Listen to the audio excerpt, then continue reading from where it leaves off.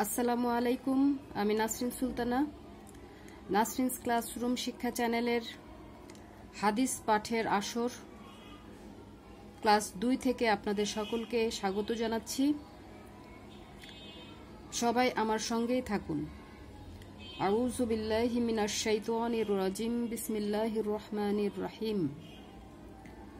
হযরত আয়েশা রাদিয়াল্লাহু আনহা থেকে বর্ণিত, তিনি বলেন, আমি রাসূলুল্লাহ সাল্লাল্লাহু আলাইহি ওয়াসাল্লামকে বলতে শুনেছি, সামনে খাবার আনা হলে তখন কোনো নামাজ আদায় করা চলে না, এবং পায়খানা প্রস্রাবের বেগ হলে তা চেপে রেখেও নামাজ আদায় করা যায় না।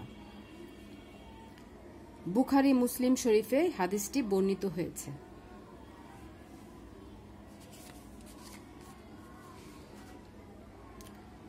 হযরত মুহাম্মদ সাল্লাল্লাহু আলাইহি ওয়াসাল্লাম তাঁর স্ত্রী হযরত জুয়াইরিয়া রাদিয়াল্লাহু আনহাকে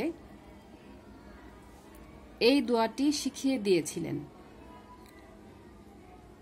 সুবহানাল্লাহি ওয়া বিহামদিহি আদাদা খলকিহি ওয়া রিদা নাফসিহি ওয়া জিনাতা আরশিহি ওয়া মিদাদা কালিমাতিহি। অর্থ: সকল পবিত্রতা বর্ণনা করছি আল্লাহর, প্রশংসা করছি তাঁর মাখলুকের সংখ্যা বরাবর, তার জাতের রেজাবন্দি বরাবর, তার আরশের ওজন এবং তার কালামের কালির বরাবর। সকালে 3 বার পড়তে হবে। মুসলিম শরীফে হাদিসটি এসেছে।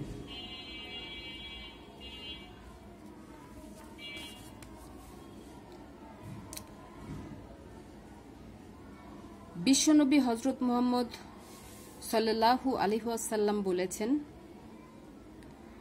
যে ব্যক্তি কোনো গণক বা জ্যোতির্বিদের নিকট যাবে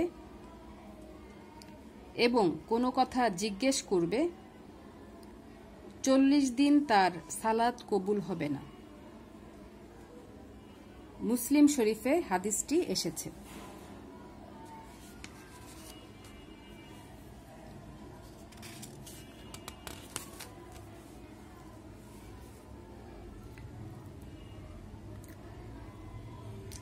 হযরত ইবনে আব্বাস রাদিয়াল্লাহু আনহু হতে বর্ণিত, নবী করিম হযরত মুহাম্মদ সাল্লাল্লাহু আলাইহি ওয়াসাল্লাম বলেছেন, কোনো ব্যক্তির ঘরে কন্যা সন্তান ভূমিষ্ঠ হওয়ার পরে সে যেন তাকে জাহেলিয়াতের যুগের ন্যায় জীবিত কবর না দেয় এবং তাকে তুচ্ছ মনে না করে, আর পুত্র সন্তানকে উক্ত কন্যা সন্তানের উপর প্রাধান্য না দেয়, তাহলে আল্লাহ তাকে জান্নাত দান করবেন।